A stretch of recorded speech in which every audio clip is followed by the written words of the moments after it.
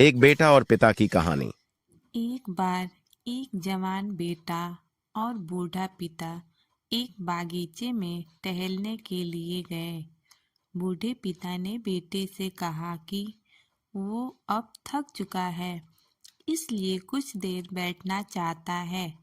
जिसके बाद पिता और बेटे दोनों पार्क के एक बेंच पर बैठ गए। तभी पिता की नज़र सामने एक पेड़ पर गई। वहां उन्होंने देखा कि एक पंछी पेड़ की टहनी पर बैठा है। थोड़ी देर तक उस पंछी को देखते रहने के बाद पिता ने अपने बेटे से पूछा कि बेटा, वो क्या है। बेटे ने पिता के प्रश्न का तुरंत उत्तर देते हुए कहा, वो तोता है। महज चंद मिनटों के बाद पिता ने फिर अपने बेटे से पूछा कि वो क्या है। जिसके बाद बेटे ने थोड़े ऊंचे स्वर में पिता से बोला कि मैं आपको पहले भी बता चुका हूँ कि तोता है।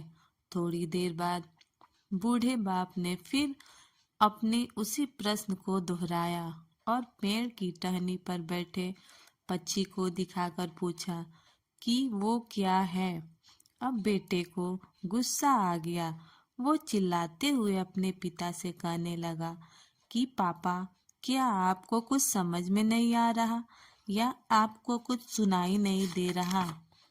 मैंने आपको कितनी बार बताया है कि वो तोता है, तोता। फिर भी आप इतनी बार पूछे जा रहे हो। आखिर आपको ये जानकर करना क्या है। बेटे की ये बात सुनकर बूढ़े पिता ने बड़े ही नम्रतापूर्वक और धीमे आवाज में कहा, बेटा, मालूम है, जब तुम करीब 4-5 साल के थे तब तुमने ये सवाल मुझसे 25 बार पूछा था।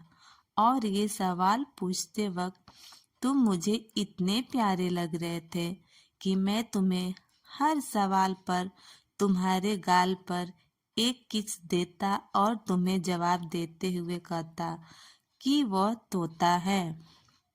लेकिन तुम तो मेरा केवल 3 बार पूछने पर ही इतना ज्यादा गुस्सा हो रहे हो।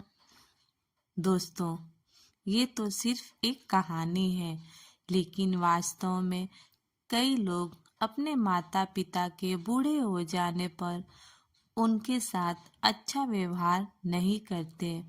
उनकी छोटी छोटी गलतियों पर उन पर चिल्लाते हैं, गुस्सा होते हैं। इस कहानी से हमें यही सीख मिलती है कि जब भी हमारे माता पिता हम पर निर्भर हों, तब हमें उनके प्रति हमारी जिम्मेदारी अच्छे से निभानी चाहिए। अपना काम सही तरीके से करना चाहिए। उन्हें हमेशा हमारे प्यार की आस होती है, इसलिए उन्हें नाराज करने के बजाय उन्हें खुश रखने की कोशिश करनी चाहिए। क्योंकि माता पिता की अच्छी देखभाल ही हमारी असली जिम्मेदारी है और हमें अपनी जिम्मेदारियों से कभी भी नहीं भागना चाहिए। दोस्तों, अगर आपको हमारी ये कहानी पसंद आई हो तो प्लीज़ इसे लाइक, शेयर और सब्सक्राइब ज़रूर कीजिएगा। Thank you.